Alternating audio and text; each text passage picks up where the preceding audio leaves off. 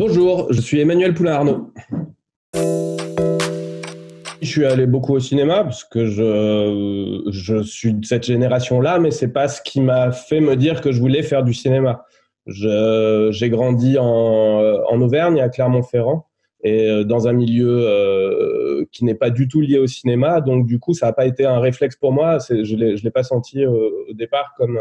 Je savais pas qu'on pouvait en faire son métier, si vous voulez. Donc, c'est au fur et à mesure de mes études, j'ai fait de l'histoire de l'art.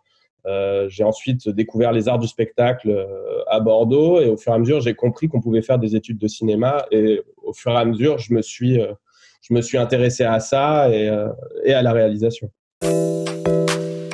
J'ai été dans une petite compagnie. Donc c'est une formation, c'est surtout des cours du soir.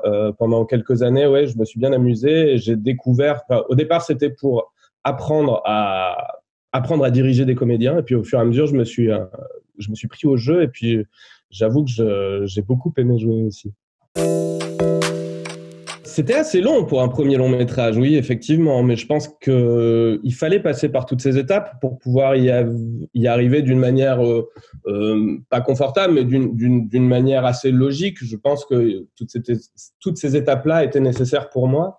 Oui, j'ai commencé par l'écriture beaucoup. J'ai écrit énormément de dessins animés pour la télévision, un peu de bande-annonce aussi pour les enfants, et j'ai fait 3 courts-métrages qui m'ont permis de connaître ma méthode de travail et de me dire que peut-être qu'il est possible d'aller jusqu'au long métrage.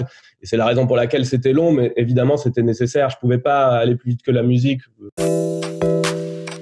En fait, nous avons fait nos études ensemble. Nous sommes de la même promo à l'ESSEC, l'École supérieure d'études cinématographiques à Paris. Et donc, on s'est rencontrés là, on s'est beaucoup appréciés, on a échangé plein de choses sur le cinéma et sur plein d'autres. On est devenus très copains.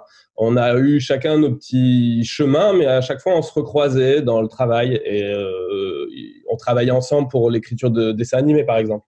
Et puis un jour, il est venu avec un petit scénario de court-métrage qui s'appelait Cavalerie. Il m'a proposé de le réaliser. J'étais très flatté.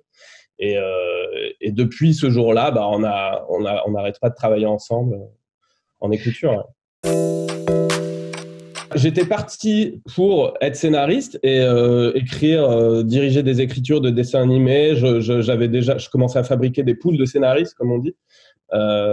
Et puis Noé est venu me voir. Il se souvenait de nos petits exercices, travaux pratiques à l'ESSEC et la manière dont j'avais travaillé avec des comédiens qui venaient du cours Florent et tout ça. Et il m'a gentiment proposé de revenir à la réalisation et finalement, j'avais oublié que ça me plaisait un peu. Et donc, du coup, oui, c'est revenu et maintenant, je ne peux plus m'en passer. Le court-métrage, c'est un sprint. Alors, c'est pas un sprint en écriture, mais un sprint en tournage, évidemment, puisque c'est à peine une semaine. Et donc, il faut rentrer toutes les scènes en une semaine. Et aussi, ce qui est très compliqué et dangereux en court-métrage, c'est que dès qu'on rate une scène tournée, on n'a pas vraiment l'occasion de la retourner, ou en tout cas, c'est un pan du scénario et un pan du film qui risque de ne pas marcher en montage. Donc, c'est très risqué. Et c'est assez stressant, finalement, un court-métrage. Le stress n'est pas le même en long-métrage, parce que quand on rate, on peut aussi se rattraper, ou on peut aussi se dire que bon, cette scène fait partie d'une centaine, de 120 scènes, donc on pourra aussi se rassurer en se disant qu'on la travaillera ou on pourra même la supprimer. Donc c'est un travail qui est totalement différent. C'est surtout de l'ordre du marathon, le long métrage. C'est ça qui m'a vraiment étonné, c'est que on se met en place au bout d'une semaine. Bon, on trouve des acquis, on trouve une espèce de mécanisme qui fait qu'on va avancer. Et puis c'est les montagnes russes. Une semaine sur l'autre, on est fatigué, puis on reprend un gain d'énergie, et puis on est refatigué. Et puis quand ça se termine, on n'a pas envie que ça se termine parce qu'on a pris un pied fou. Et donc c'est très étonnant. Ouais, c'est vraiment c'est de l'ordre d'un Tour de France, quoi, presque. C'est Charlotte et Adam qui sont ensemble depuis un moment, qui viennent d'avoir un enfant et qui, au cours du temps, se rendent compte que tout n'est pas si rose. Et Charlotte décide, pour sauver le couple, d'emmener Adam avec elle dans le traitement d'un test médicamenteux qui vise à sécréter l'ocytocine, une hormone qui est l'hormone dont on dit que c'est l'hormone de l'attachement amoureux. Donc, ils vont tester ce médicament jusqu'à ce qu'ils se rendent compte que ça marche très, très fort et très, très bien. Et le jour où ça va s'arrêter, eh ben, les problèmes vont arriver. Et c'est là que démarre notre comédie romantique, finalement. J'y ai mis de moi dans les deux personnages, donc tout va bien. J'y ai mis de moi dans Charlotte qui vit à cet instant, au moment du film, une espèce de doute sentimental. Donc, évidemment, je crois, comme beaucoup de gens ont vécu ce genre de situation quand ils sont en couple depuis un moment, mais aussi je me projette énormément dans le personnage d'Adam qui est très amoureux et très sûr de son amour pour sa compagne. Donc oui, je me suis énormément projeté dans mes deux personnages. Thomas a été le premier à aimer le projet et à venir dans cette aventure. Et il y avait cette envie de lui associer une compagne qui puisse challenger ce couple et j'avais envie de